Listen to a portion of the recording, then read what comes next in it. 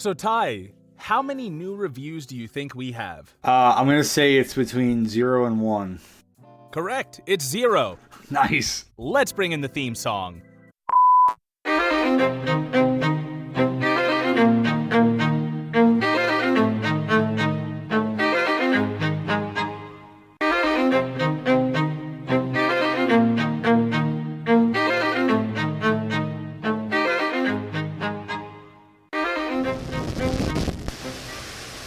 Happy Friday and welcome back to the PolitiPop Podcast, the podcast where we read between the lines of what we thought was our favorite pop culture media and discuss the social and ham-fisted political themes within.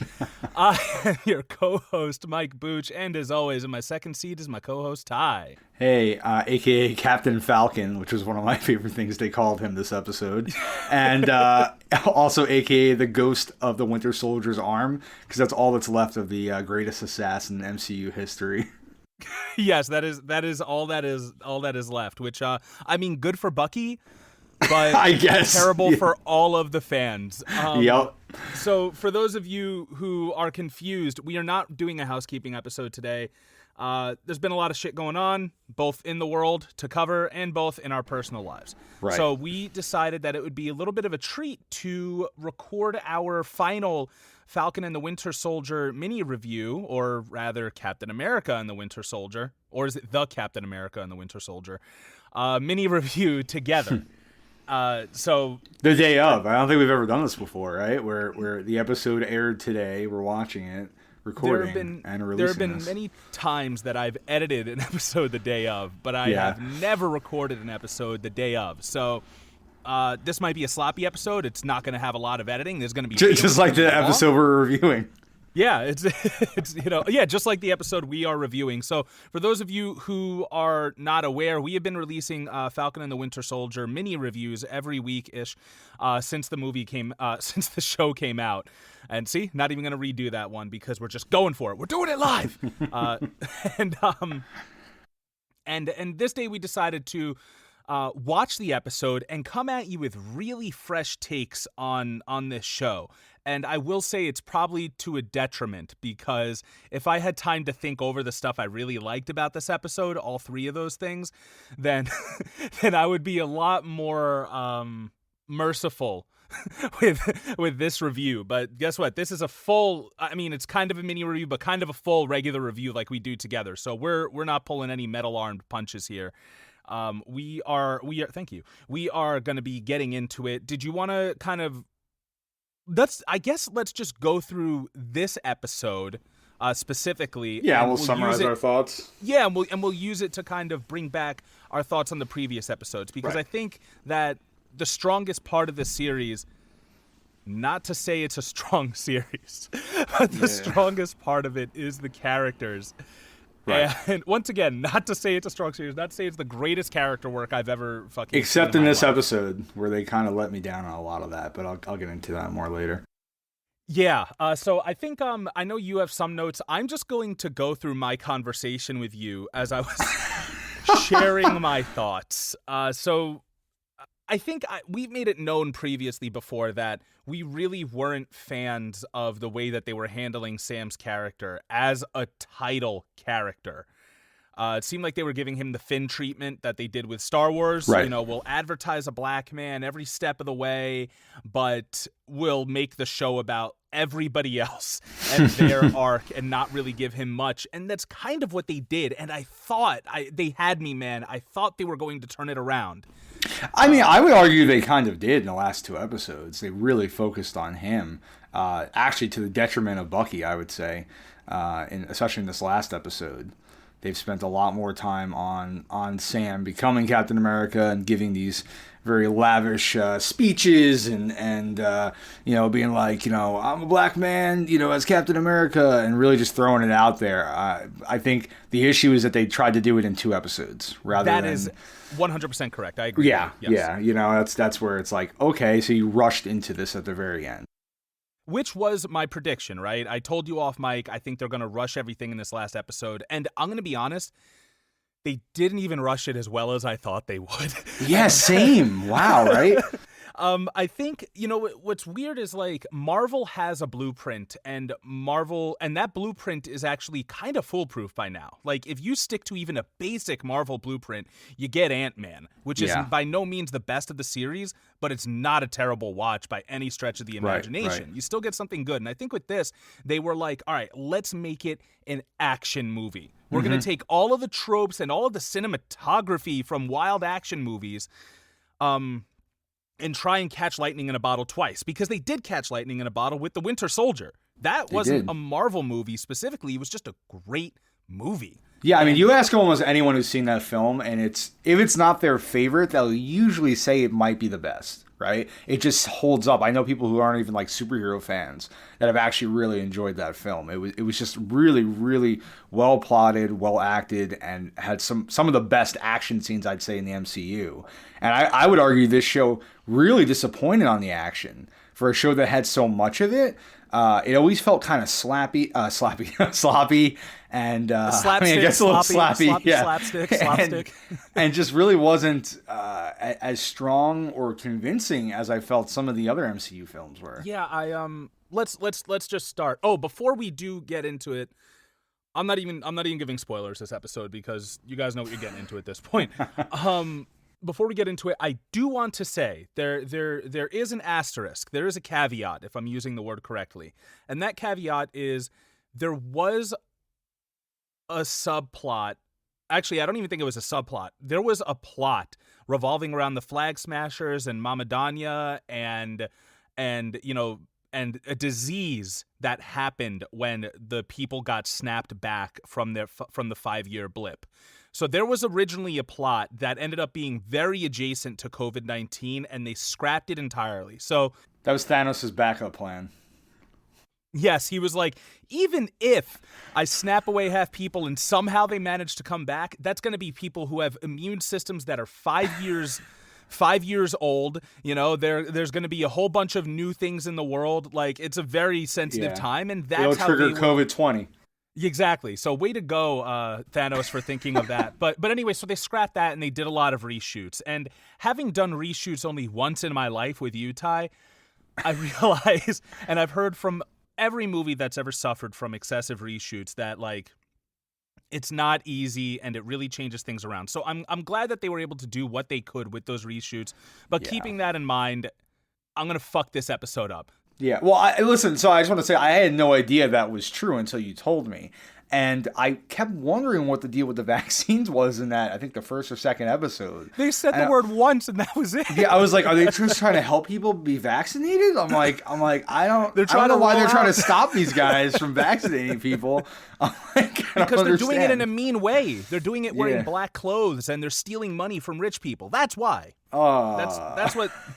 Yeah, I think maybe with that other storyline, the Flag Smashers would have been a little more empathetic to the bootlickers who already didn't see them as empathetic characters in the first place. Yeah. Not to say that everybody who didn't see them that way, I guess, who didn't see them as freedom fighters like I did is a bootlicker, but right. You definitely have a more limited view of the world, which Sam made sure to outline, because they also didn't trust their fans enough to read between the lines that they hit us over the head with with the same theme multiple times. But all right, this episode starts off with, for some reason, the whole NYPD is there to help the GRC, yet none of them are breaching the building. I guess there are a few soldiers, but they've all been infiltrated by the Flag Smashers. I didn't see one actual person in there, yet Sam and Bucky are able to go and do everything they want. Fucking John Walker steps in there. Sharon Carter, who is a fucking enemy of the state, steps in there. Luckily, they have no intel in Madripoor. Luckily, there's no intel in Madripoor that connects her to being the power broker. Carly keeps an amazing secret because she hasn't told anyone either. So an enemy of the state, the Winter Soldier, and fucking maybe Captain America, who were all witness to a murder overseas a couple episodes ago, are now able to just walk through New York City, and the police, Sergeant Barnes, go ahead. He can't give them orders. They don't need any backup going in there. The fucking mask that Sharon had was ridiculous to me. I know they've set it up in other movies. I'm aware of that. It was just very over the top Mission Impossible for me. And she's like, it's also I'm a few here. years in the future, you know. She's been in Madripoor, which has always been kind of future tech. So I'll say that. Like, it didn't really bother me as much as it bothered you, but it definitely kind of takes you out of it a little bit. Well, why take the mask off as soon as you get in? Like, she wasn't even in the building, and she took the fucking mask off. Hey, Bucky, what's up? And the mask is off. I was hiding, but only from you. Yeah, only until everyone can see me now. Oh man. Okay, so let me try and be more story-wise instead of just tearing this shit apart. One of the biggest issues I had was there was no reveal for this suit. Okay, we don't. It was a cool suit though. It was very comic accurate. I did think it looked good, but yeah, it was kind of lame how he just like was flying around in it. You know, it's just even Steve Rogers in Infinity War had a much better reveal than that. Like you're supposed to have that hero show up, and maybe this is me being used to a certain formula. And I'll admit that. And maybe this is me going, I would have written it this way. Fine. A certain formula that Marvel has set up. They even did it in WandaVision with her outfit. Yeah, they did it. They did it in WandaVision, which was very off book for Marvel. But guess what? If you're taking notes from every action movie, they do that in every action movie anyway, though. All is lost, and the hero shows up at the end to do what nobody else can do. And there are at least 7 people on that block who could have saved that van. So, I mean, I guess they didn't because they were all busy fighting each other. And the idea of this version of Captain America is to be like, listen, it's about the greater good. We got to work together and blah, blah, blah. We have a common struggle, like he says in the end. But yeah, I really would have preferred a big reveal for the suit. We had Shuri and Black Panther telling us about all the cool things that T'Challa's suit could do. And then we got to see him do those things. I would have at least liked to have heard a voiceover as he's flying into the city, this may be new to you, but it's going to fit like a glove. Sam, here's how I don't know. Maybe personally, I didn't need that. I feel like the idea was last episode he became comfortable with who he is. So now he's ready to step into the suit. He's ready to use it. He had his acrobatic montage of training. Like he was good to go. Which thank God that came in handy. Yeah, backflips away from Carly Morgenthau. He was doing a lot of backflips there for whatever reason. Instead of just stepping back.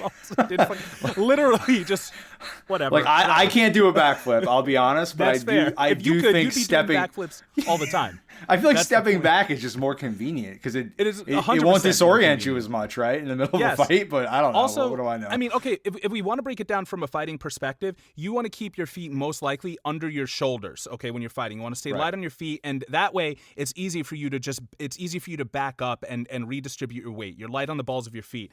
Literally, doing a backflip, it would most likely land you in the same place you were in the fucking first place. Now, I'm aware that Sam is an incredible gymnast, according to that last episode with the montage and everything. But I know that the fighting in the movies isn't how it should be in real life, and fighting in real life isn't anywhere near as entertaining as it is in the movies.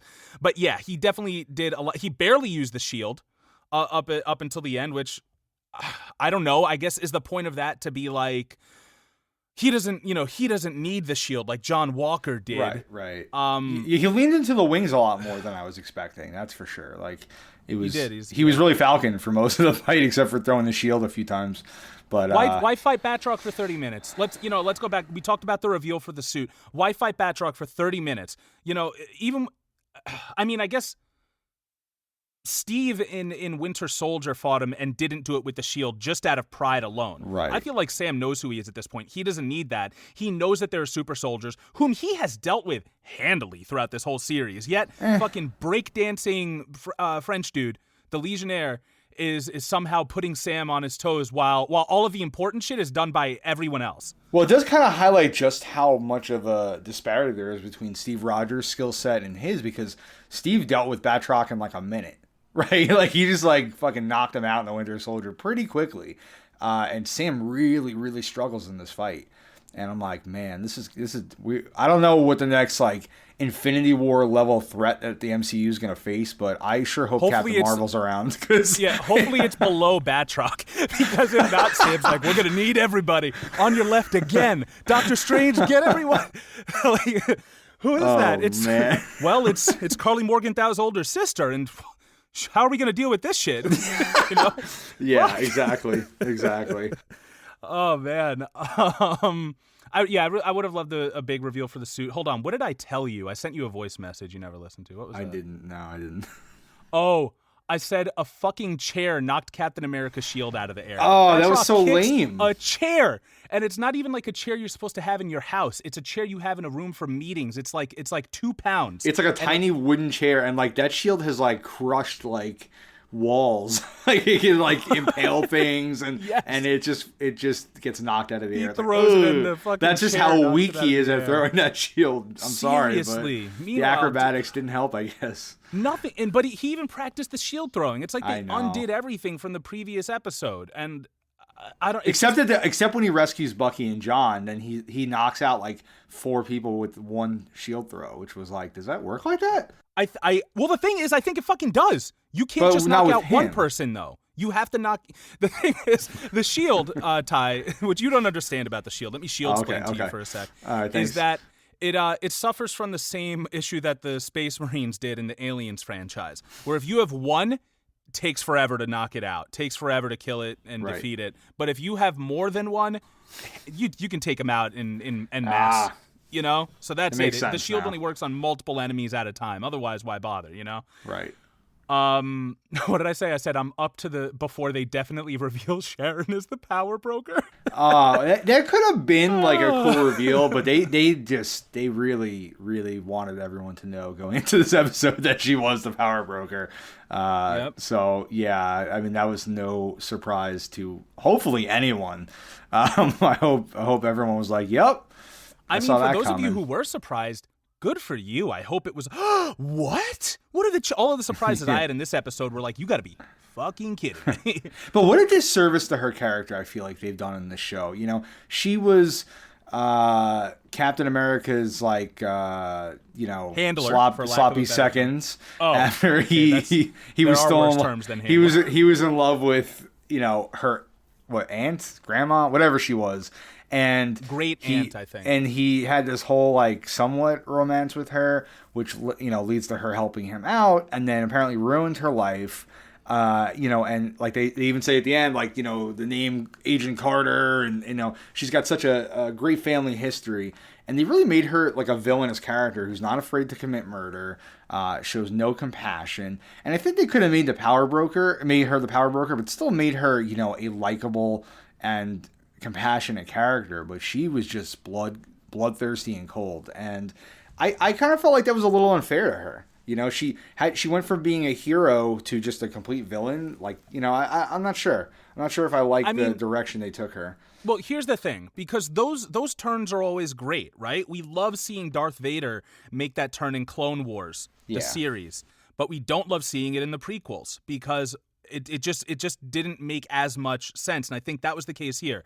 If we had more of Sharon Carter, I would have been fine with that turn. Even if it's honestly, give me one 5-minute flashback of her, going into Madripoor, just barely escaping the CIA who's after her ass, and all of a sudden people start getting snapped away, and she's like, what the fuck is going on? That's right. We didn't see her missing. struggle. We never saw her struggle, right? And I think that's the issue. It's, she just was like, I couldn't return to the U.S. and see my family. Now she's like, I'm a supervillain. It's like, what? Yeah, you think what that would be fuck? the first thing she wants to do, but yet, like I said to you off mic, as soon as she gets out of the courthouse, with the smallest courtroom, largest, I guess they're holding a lot of like trials at once.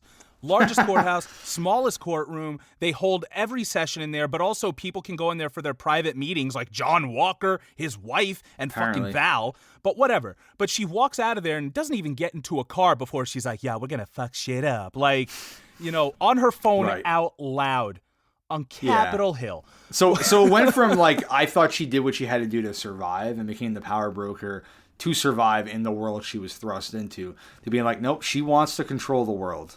Like she just straight up wants to be in charge. So there goes any compassion for her. She just seems to be interested in the profit. I mean, which is also kind of... Well, Carly kept saying to her, you want to control the world. So like they were implying, I guess, conversations that they'd had and things like that. And Sharon was more than willing to not correct her. So to me that, she does kind of want to be in charge of manipulating the world, very much so. Yes, because Dennis Reynolds, everyone, he's the one who wrote this episode, and he believes that instead of showing us, you can just have the implications, and and the implications will tell us everything.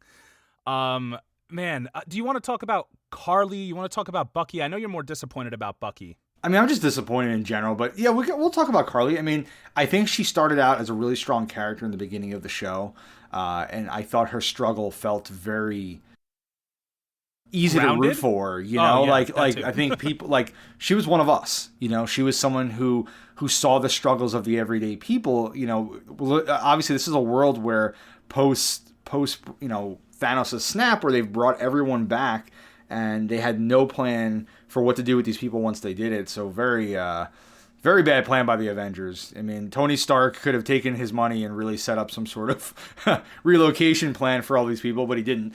And You know what? Hold on. While we're on it, I didn't mention in the WandaVision episode, fuck Tony and fuck Bruce for not doing anything to protect Vision and letting him get taken by sword during the blip. Okay, I realized they were dealing with their own shit at the time, but literally that was kind of like their son, their love child, Ultron's son. Well, it shows like how flawed they are. They're geniuses. Really? Tony Stark Yeah. is a billionaire, and yet they can't see beyond their just very simple plans, right? Like they're like, all right, we're gonna create Ultron to make the world better, and then he creates Vision, and they don't give a fuck about Vision anymore. You know, we're gonna unsnap everybody, and we're not gonna worry about what's gonna happen to them when they come back, and it's left billions of people, right? I mean, in the world, Wow. just. That's such a good point, because I didn't think about that. It's not like the people who snapped everyone back were people without resources. Exactly. They had all of the resources, and in addition to that, Ty, they had time on their side. Yep. They had the Infinity Gauntlet. They had infinite time in order to get this thing right and plan it out, but they didn't do it and guess what? I don't want perfect characters. I'm fine with them being broken fucking people who only think about themselves, because that's what the GRC is, right? You know, Right. these governments were only thinking about themselves and, not thinking about of how everything is going to affect the common person. And that's Tony. Even from the beginning in the Avengers movie, he was like, oh, we have renewable energy. Great. You have renewable energy in New York City thanks to Stark Industries. Now, what are you going to do to fix the homeless problem? Well, it's like for all of Tony's, reasons for why, unsnapping everyone wouldn't work and why he was against it, he never, this genius billionaire never thought of the idea of like, well, now what is going to happen to all these people that come back and their homes have been taken, their jobs have been taken, countries have been, divided up differently. Like that never even crossed his mind to bring up to them. And he's been there during this whole time. It's not like he's like, oh, I didn't know the countries are different and borders are different now. Me no know these things. He was there the whole fucking time, Jared Letoing off in his own fucking meditative family state. Like, oh, yeah, man. terrible, just terrible planning. Yeah. And it's because so of the so billionaire. Carly is the one who steps up. Carly steps up to save these people that the Avengers and literally everyone else in the world has not given a shit about. And, she sees these people struggling from COVID-20, and she sees them in these refugee camps. It was tuberculosis that took Mama Danya, bro. It was tuberculosis. Yeah. Oh, yeah, whatever. and like all these horrible things that are happening, and she says, the governments won't step up, the Avengers won't step up, we're going to step up. And, throughout the series, she's tried to help, the 99%, and unfortunately, they started making her very villainous in these last few episodes. And listen, I'm okay with her making a couple bad choices because, again, we don't want perfect characters. She did kill a few people, and I was okay. Sam was ready to talk her down. Sam saw her with a gun pointed at Agent 13, who would show up without a bulletproof vest for reasons. But anyway, he sees her pointing a gun at her and still decides to talk her down. Right. So, like, even Sam at that point could see her as like a sympathetic character. I'm sorry, but yeah. No, but yeah, I mean, and as we said off mic, like she's kind of supposed to be a representation of Antifa, and like they're trying to make her a villain. They openly made all the Flag Smashers villains at the very end, and that was such a shame. Yeah, I mean, despite the idea that they were kind of going for this is a gray area. That's what the show was all about. It was about the gray areas. Can a black man be Captain America while knowing that the United States has a sordid history of disenfranchising and destroying the black community at every possible turn? Can a black man do that and still stay true to himself? Can Carly Morgenthau, try and reach her goal of peace, but one not world, get one blood people on her hands? Yeah, one world, one people. Like, that's exactly it. And then John Walker was supposed to be a whole gray area too, but no, he was full hero at the end here.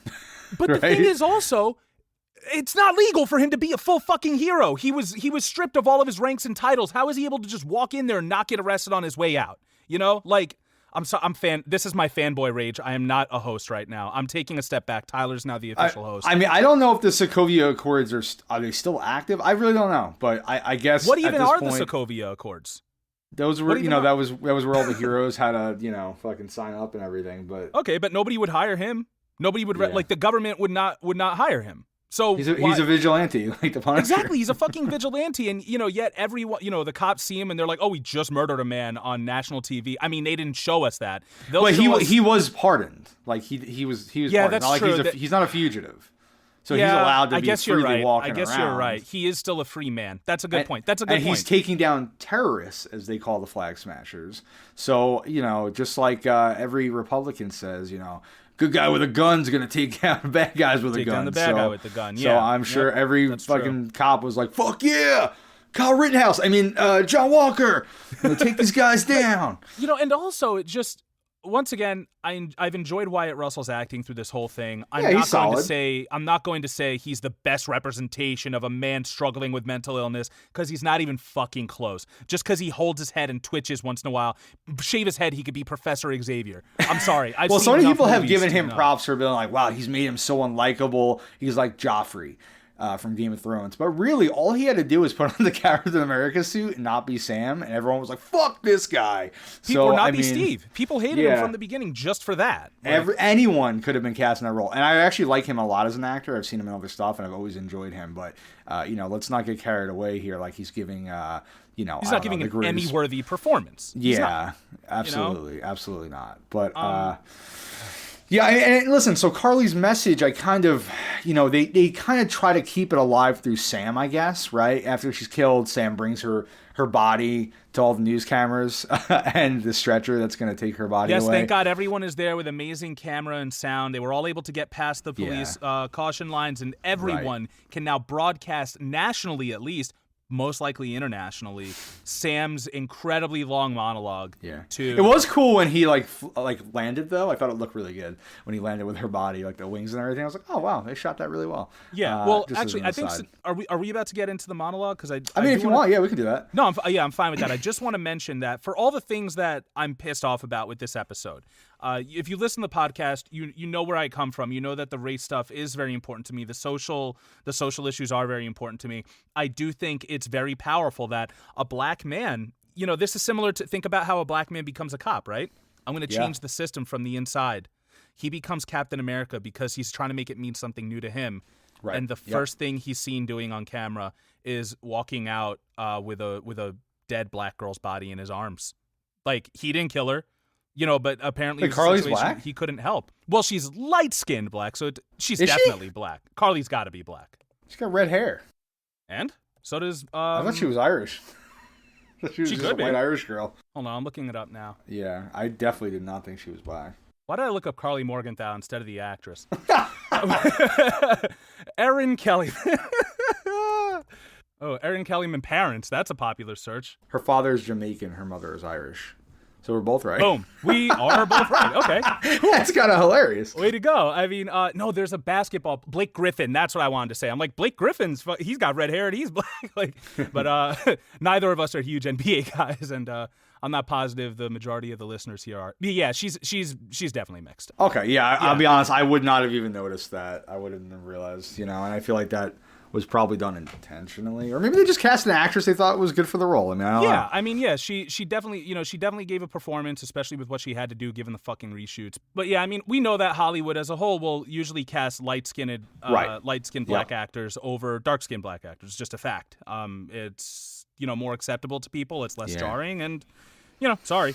It's just how we don't make the rules. That's what they do. But so we get this really ham-fisted moment though, right? Where the senators are like, "Don't worry, you stop these terrorists, and we're gonna make sure that we get rid of all these people in the settlements, and we're gonna control the border." And it's just so ridiculous.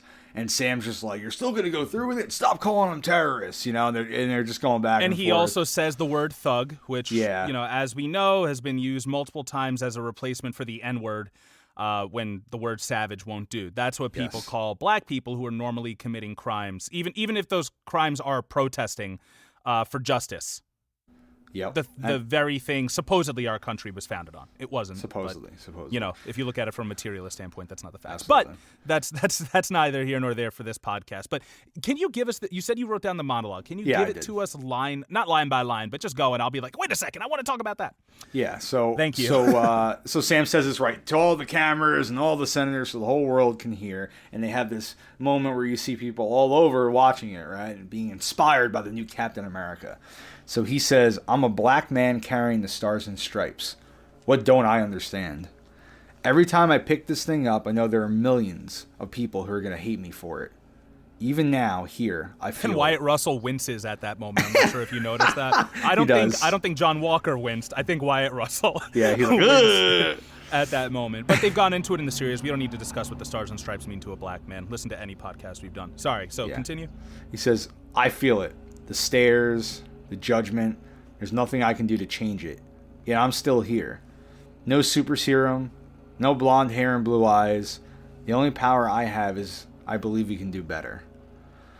And that's what I wrote down. I mean, he kind of goes into like what the senators could do. He says, you can email. He says something like emails, right? He's like, you can email anyone in the world. You can stop like forests from being destroyed. You have the power of a god or a confused teenager. Yeah, he says. Wait, is that what he actually says? He does say that. Oh, that's awesome. But yeah, he says like you can feed millions of people with a phone call. You can move borders with an email, or vice versa. Either way, they have so much power. And he says when you're making those decisions that are impacting people, are those people who are being impacted in the room with you, or is it more people who look like you? And that was very powerful, I think. It was powerful. Once again, ham-fisted, but I'm not certain that a bunch of people watching this are also watching One Night in Miami, or you know what I mean? Yeah, so maybe some true. of this stuff does have to be, a little more obvious for listeners.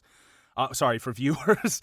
I forget everything's not a podcast. But yeah, just it kind of reminds me of this whole thing when we talk about like every day billionaires could end world hunger. Like every day there are so many powerful people in this world, not even billionaires. There are politicians. There's so many powerful people in this world who can make a difference and choose not to. Right. And that says a lot. It's almost as if their non-interference is worse than those who do interfere. It's do we really want to keep, I mean, obviously we do want to keep blaming the police departments. We do want to keep blaming the justice system. Also, like we're forgetting that these justice systems serve a higher power. And we all obviously they're not in the direct supervision of the president of the United States or something. But like, how many people do you see, when a black person gets shot during the Obama administration, they're a protest and everything, but they get squashed down by the National Guard. And it's like, oh well, and Obama's still the best president we've ever had, depending on who you ask.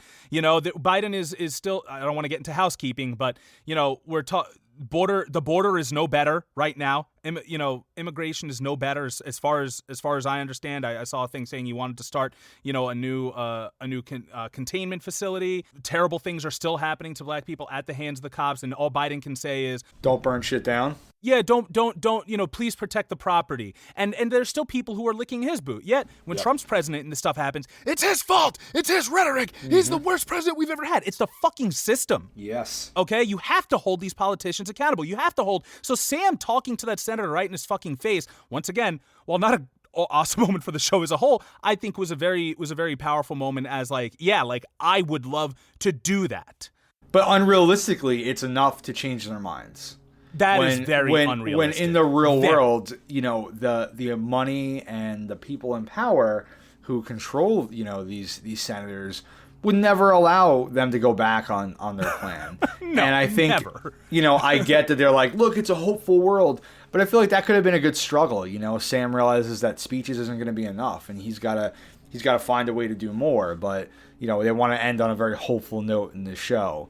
But I think it's a disservice to the actual events that are happening in real life. And I think it kind of leads to, like you were saying about Joe Biden, just voting him in is enough to end all the problems in this country. And, they're saying, oh, Sam giving that speech on TV was enough to end all these problems. And that's clearly not true. Not true at all. But, for the show, that's how they wanted to end things. And I just want to go back to Carly real quick, because Carly, they ended up turning into this petulant child. And at the beginning, she had those kind of Fred Hampton vibes. You know what I mean? Yeah. I mean, at the end, she did too, when she said, "I'll die for this cause. Other people will take it up." Yep. But even though her people were no longer inspired by her, because she's like, "Yep, one even world, they one turned world, their backs on her." Yep. Yeah. Even they turned their backs on her. My God. Because they had to write her that way. They had. I guess I'm more upset over the character I thought she was instead of the character they gave me. And part of me shouldn't be, because that's what, toxic fandom is. But the other part is, like you said, it is a disservice to current situations where, Antifa are constantly looked at as petulant children who are just breaking things because they didn't get their way. Or terrorists. Yeah, and terrorists. And that's not the fucking case. I've said it a million times. I'll say it again. Terrorists kill civilians to attain a political means. Terrorists kill civilians for their political means. I'm not going to say that I would have done everything Carly did, but, her intent was to murder public officials, employees of the state.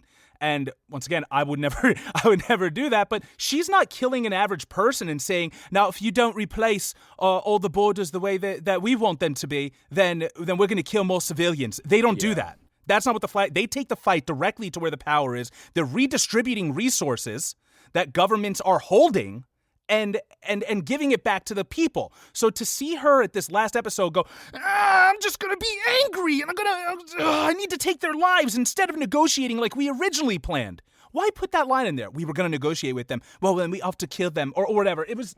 That was just fucking ridiculous. They needed to make her a villain. They needed to make her a clear-cut villain. And it's not enough that they did that. They also made John Walker a hero, not even an anti-hero. He had his moment where he could choose vengeance again or choose to do the right thing.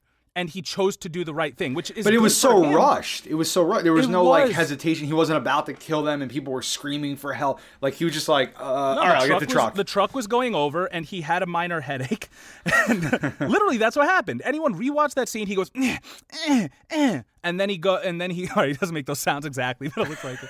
And then he goes and saves the truck. Oh, and then also, you don't think Lamar's life mattered? You don't think Lamar's life mattered? Fuck you. Yeah. Fuck this whole show and fuck the writers for that in particular. That's my final opinion until next week when I'm like, well, I did like that Bucky did this. But guess what? Fuck them for that, because there is so much twisting of the terms that the left uses that we use that have been turned around on us. And, we talk about tolerance, and then the right, when they see a Molotov go through a window, they go, so much for the tolerant left. When they see Richard Spencer, a neo-Nazi, get punched, they say, oh, so much for the tolerant left. When they see Black Lives Matter, they say, listen, all lives matter. So for him to all of a sudden turn around and, because what else do they do? When the argument against slavery comes up, or, the fact that there are modern-day Jim Crow laws that are being brought into place, and they say, remember, it was the Democrats who instituted slavery. It was the Democrats who okay, so you're admitting that thing is bad. You're admitting that thing is bad with me. So, yep. Why it was just whataboutism, and Carly even apologized. She said, like, to her, I think she meant the people who mattered were the those in power who were keeping people down, who were letting people die on their watch, despite having all of the control of these people and the resources. Yeah, and let's listen, like, Lamar wasn't, like, I didn't want him to die, but let's not pretend that he was just some innocent black man getting pulled over on the side of the road for speeding and then getting shot. Like, he's a soldier who has killed people and was here with someone who was trying to kill them. So, he was, literally a trained killer. Yeah, and he was in the wrong place at the wrong time. And granted, he did. We're not trying to victim blame here. Okay? No, not at all. I don't think he should die.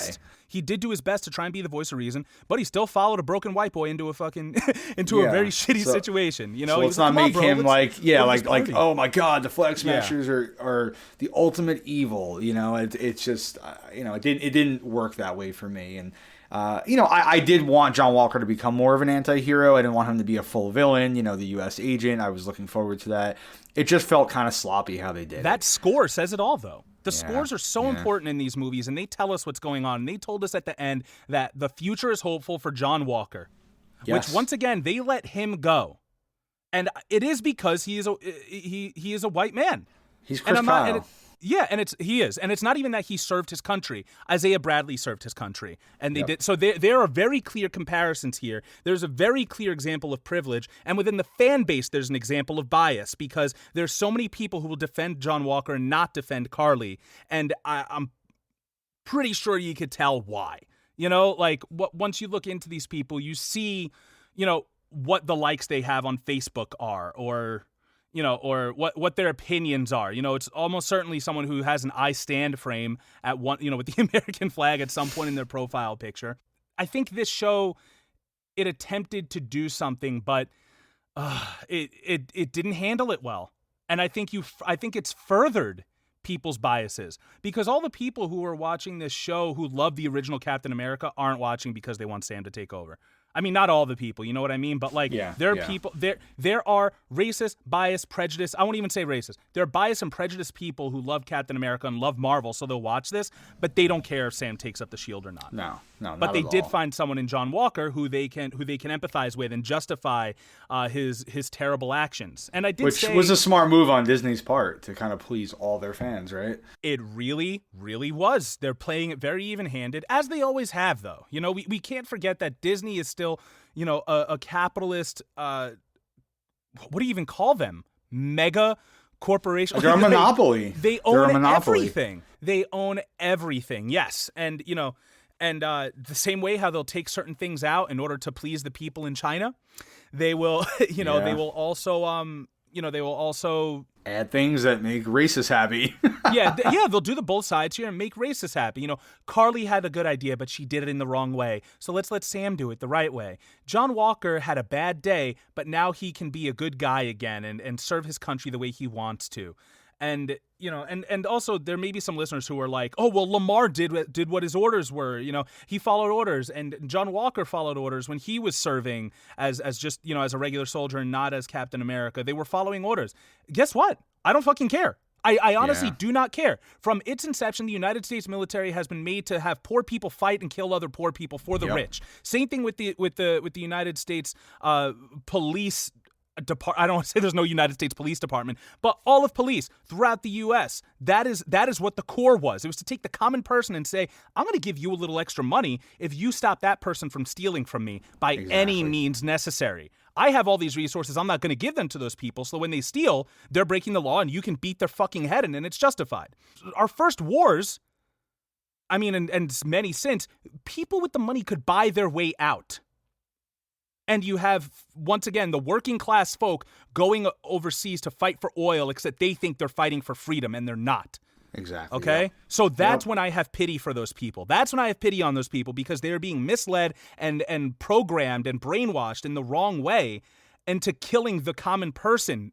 It's just easier if they have a different shade of skin, I guess, and you're overseas doing it. Well, again, just like you said, look at the difference between Isaiah and John, right? John killed somebody on camera in a brutal way who was unarmed, and he gets a full pardon for the most part, right? He loses his job, which I'm surprised even that happened. He gets the George Zimmerman treatment. He's still walking around a free fucking man. Yep. But Isaiah, who risked his life to save fellow soldiers who were being written off by the government. Who were going to kill them. The government was going to kill them, yeah. He was shot up with an injection that he had no idea what it was. And he's imprisoned, he's experimented on, and he's left to live, a miserable life.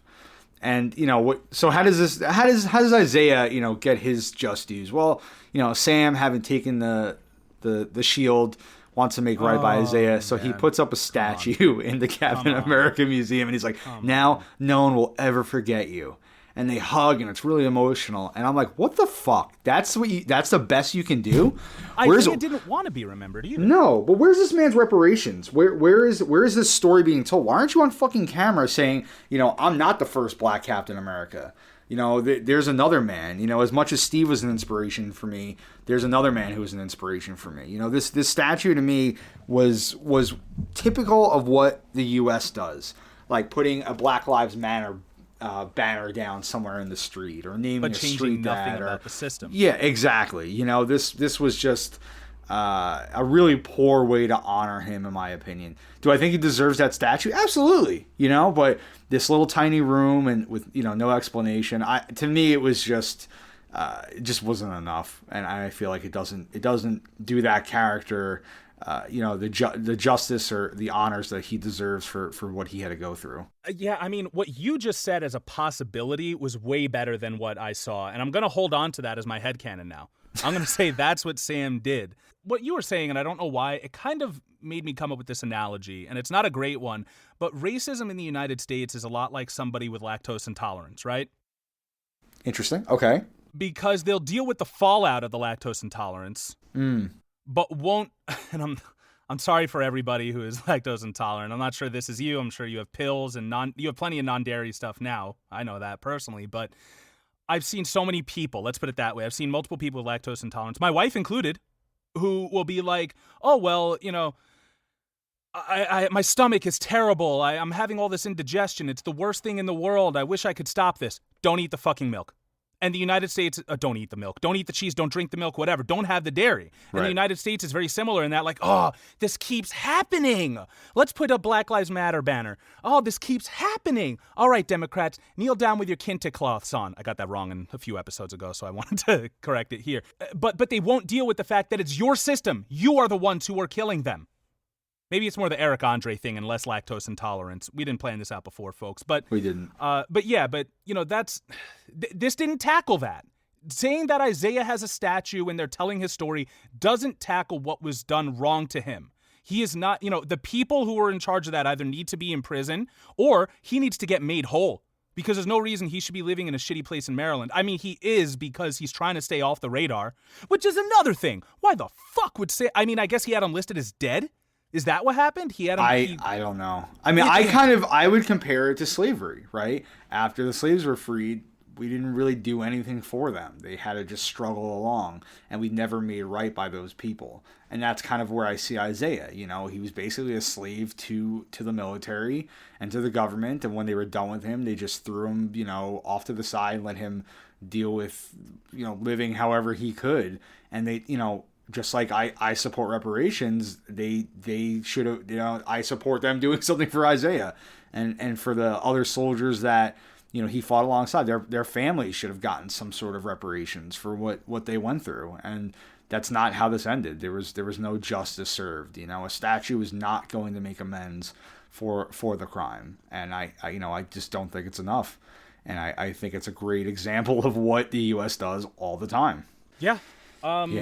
So what else is there to say about that? So Bucky, right? I was about to say, let's talk about Bucky. That's for anyone who doesn't realize this, I am a huge Bucky fan. He is my second favorite Marvel character, one of my top 5 comic characters of all time. I've read all of Ed Brubaker's run on Captain America, all of his Winter Soldier stuff, and as you know, Mike, I've been a huge fan for a long time. I really enjoyed him in the MCU, and I was so looking forward to seeing him in this show. And for the first, I guess, half of it, I thought they did a really good job, trying to redeem him and go through, what he has to deal with now that he is no longer the Winter Soldier and making amends. Like that, the beginning of that one episode where he's crying in Wakanda when he realizes he's finally free of the mind control. That stuff's great. And in the first episode, we spent 20 minutes or so with I forgot the gentleman's name, but the Asian father whose son he killed. Right? We see him hanging out with him. He goes to the restaurant. He kind of goes on a date with that girl. We spent so much time with that to get 30 seconds in this last episode of him telling the man what happened to his son. No reaction to it. No fallout to it. It's literally he just says 3 sentences. And then he walks past the restaurant and sees him getting a drink. And that's it. That's all we get from that. And then he leaves he leaves his notebook for his therapist. So they spent under 1 minute wrapping up his amends and his character. And that's what we got. That's what we got for the Winter Soldier arc in this very last episode, because they had to rush through all of Sam's stuff in 2 episodes. And talking about that whole making amends thing too, like Carrie Scoggin apparently said in an article I just pulled up out of nowhere, trying to find out what that man's name was, that that subplot was supposed to be kind of like a little allusion to how the U.S. treated the Japanese during World War II, and I didn't fucking see any of that. I mean, yeah, you and I have a lot of discussion to do when we do cover that. I think we'll do it with our, when and if we ever do a Godzilla review at some point. But I honestly, the read between the lines guy, I didn't get that from there. I guess, like you, I was looking more toward Bucky's story as a character, but the moment he had in, I'm not going to explain all the stuff in this episode that I had issues with regarding Bucky. Aside from him constantly being nerfed throughout this oh my god, so frustrating series. I know he doesn't want to kill people, but even Rurouni Kenshin has the muscle memory to knock a motherfucker out. I told you this off mic. He fucking fought Steve Rogers hand to hand. He fought Black Panther, and he can't even take on these untrained kids. They're not even super soldiers. They're not super. They have the serum, but they're not super soldiers by any stretch of the imagination. You know? I mean, he is probably the most well-trained person in this show. I would say he definitely is the most well-trained person in this show. Yes, because even after his U.S. military training, he was programmed and trained by Hydra to be a Winter Soldier. One person who you could send overseas and change the entire course of Venezuela or any other country. He's that guy. You mean to tell me this man who can alter U.S. history, he fucking assassinated JFK. He killed Tony Stark's dad, the most foremost technological mind in the United States. He has all of the most incredible training in the world. Even if he doesn't want to kill anyone, he could still manage. And yet, he's getting his arm deactivated, being thrown into an I-beam in the last episode. And this one, an I-beam gets knocked onto his arm. Which, by the way, was that also Carly or no? Because she seems to be down and up, like her. Down and up, same hair. How Carly can be in every place at once. She should be Captain America. I don't know if they shot that incorrectly because they probably did. It definitely looked like she was fighting him, and then all of a sudden was fighting upstairs. So I don't know what happened there.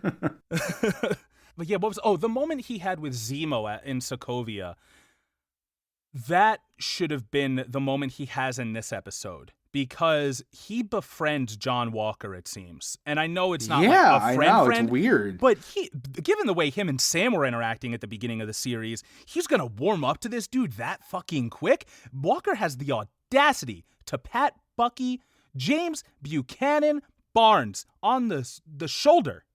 He has the nerve to do that. And Bucky's like, you shouldn't have quoted Lincoln, blah, blah, blah. It sounds different when you say it, which, guys, once again, fuck Abraham Lincoln. But, I mean, Bucky spent the entire series hating John Walker, arguing with Sam to take the shield. Now he's like, you know what? You're okay, guy.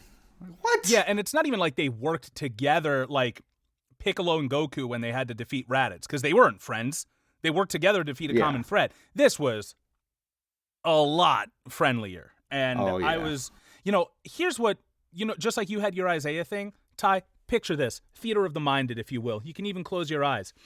Choose the location. Doesn't have to be any place in particular. But somewhere in New York City during this whole fiasco, John Walker and Bucky have to face off. And Bucky has to come face to face with that shield yet again. And he's like, yo, you just won't stay down, will you? And he's like having these flashbacks during the fight. Like, is he gonna lose it? Is he going to kill John Walker? That would have been the moment to show us, is he truly the Winter Soldier or not? Because in Madripoor, they played that tune. They played the Winter Soldier scream, and he was close, and Sam saw it. Yeah. Sam saw it, and he said, you all right? Because Sam can do that. He's a counselor, which they leaned into, once again, the last 2 episodes of the show. Yeah. But that's what I would have wanted to see. He has that moment where he who was mad at John Walker for killing someone out of rage, is he now going to kill John Walker for destroying Steve Rogers' legacy? And I love that. That's great. And finally, he has that moment where he decides not to. That vibranium arm, punches down into the ground next to him, and then his human arm punches him across the face and knocks him out or something like that. That's where you find, all right, Bucky made his arc. Now we've earned him giving that book back to his therapist. Oh, by the way, that whole scene with the guy when he said, I killed your son, I was the Winter Soldier, peace. he did not explain any of the brainwashing stuff. I feel like he's like, I had no choice, and I was like, what the fuck does that mean? What do you mean? That's just I was just following orders. That's what that was again. Exactly. But like, you know, and then Bucky and Sam are just like best friends at the end. Which, listen, I get it. They got close during the show. I'm okay with them being friends by the end. You know, but where is Bucky's place in this story anymore? Like, I really don't know where they're going with him. Is he just going to be Sam's sidekick? Is he just going to show up every? No, he's going to be Sam's brother-in-law. What the fuck are you talking about? Yeah, true. I love when he's invited to the cookout, bro. I love when he's like lifting the kids on his arm. That was pretty funny. Yes, and he's just talking to her, just working his game. I mean, I like that idea that, you know, because Sam told him you had to stop letting people tell you who you are. You have to decide it. And Sam took that advice himself and said, I'm going to be Captain America.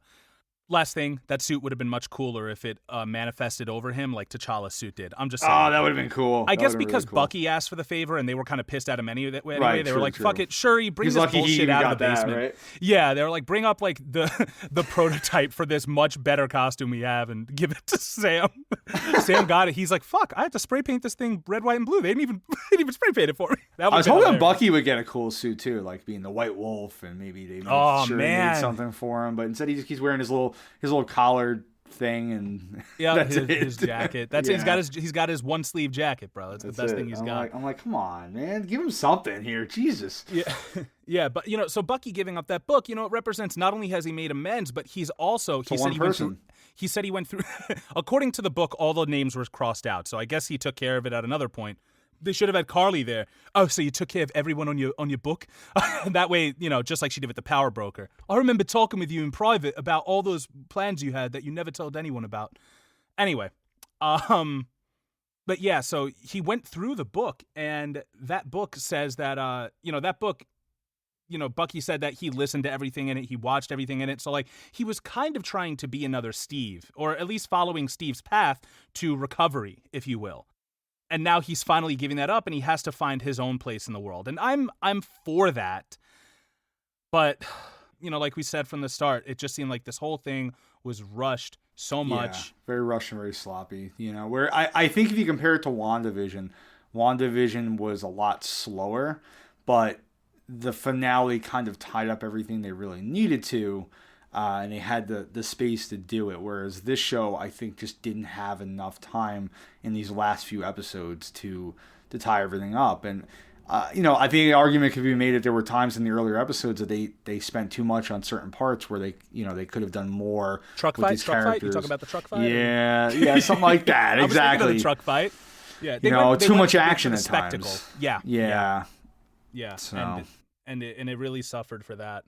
Because I don't know where does this go next? You know, I feel like WandaVision at least left you in a place where like, ooh, I can't wait to see what Wanda's going to do with her abilities. You know, I don't know, Sam's Captain America, but where does this go? Also, I was really hoping the boat would be out on the water when they looked out, and it was just the water, right? There was no boat there. Okay, so I'm going to tell you something. I looked away for a sec to text you something snarky, and then I looked up and I saw them looking out at the water, and I'm like, oh, I guess they sold the boat and it's on its way.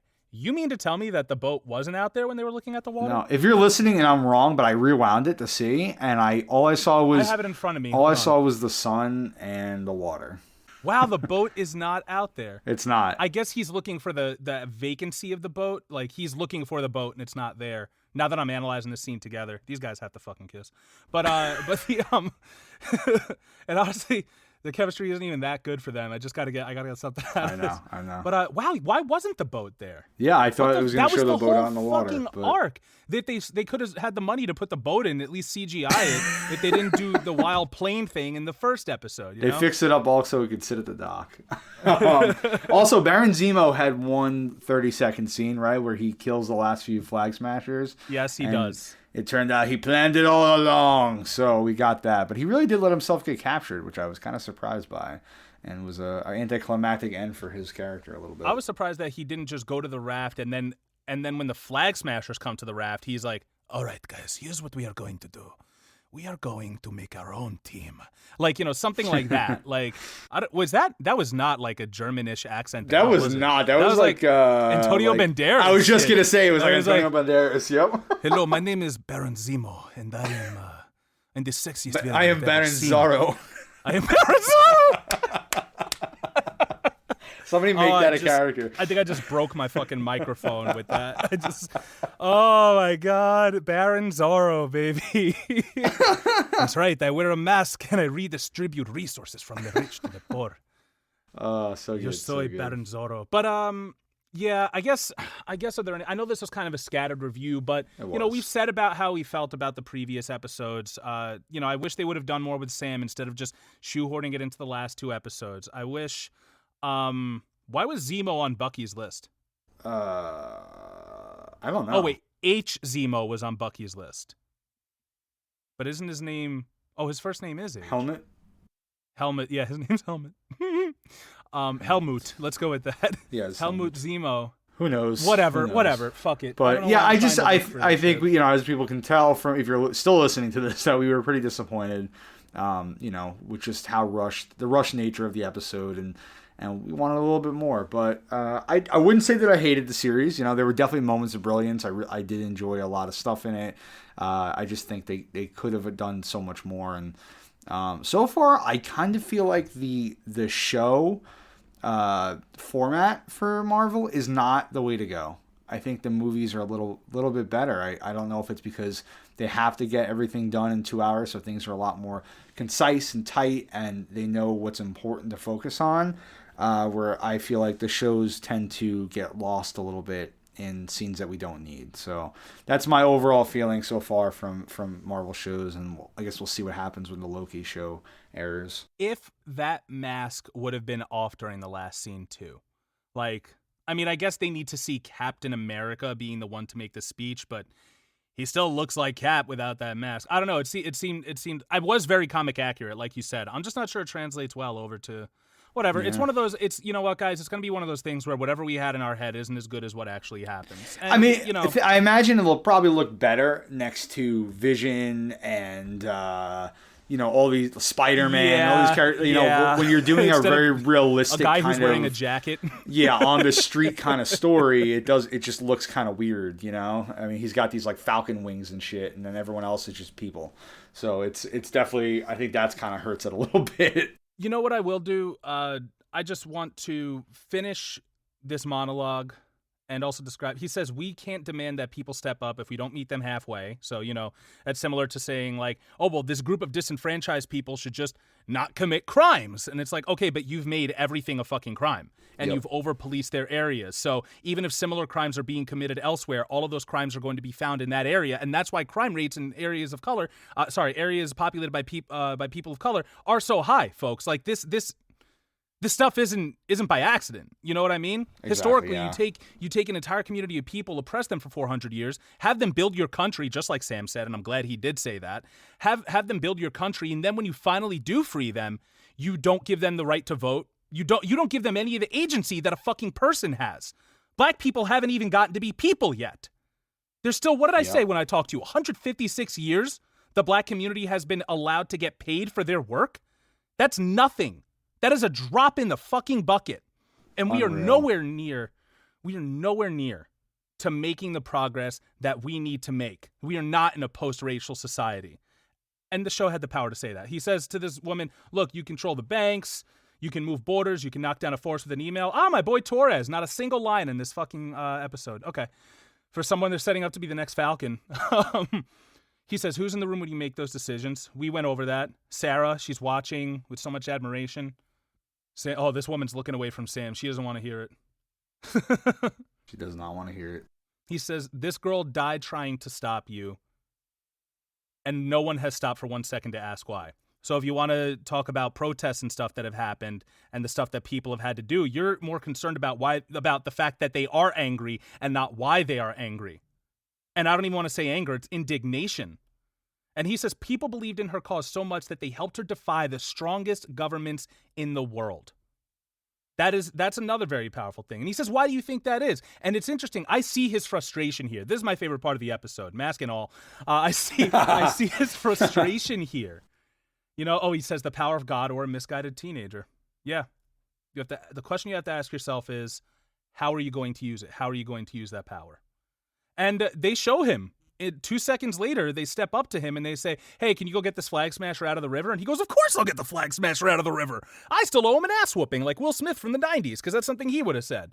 How are you going to... How are you going to speak truth to power and then follow their orders as soon as they fucking ask you? That was, I don't know, it just wasn't even handed, I guess. I guess there were such moments of greatness in this show, and then to have them see Tyler, why are you sending me funny memes while we're recording? I'm just done with this episode, man. I'm done. That's fair. I'm fucking over this. Oh my god. That's good. Now that I totally forgot. That made me forget where I was. I'm sorry. Folks, never stop thinking, never stop learning. No, yeah, I think that there were pretty awesome moments in this show. And just, if not a fan of the show, as a fan of the comic books, to see these things in live action was amazing.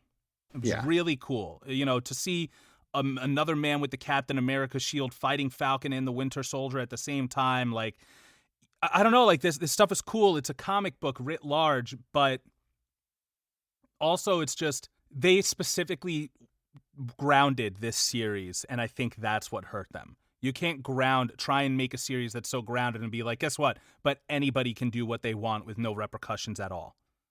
That was weird to me.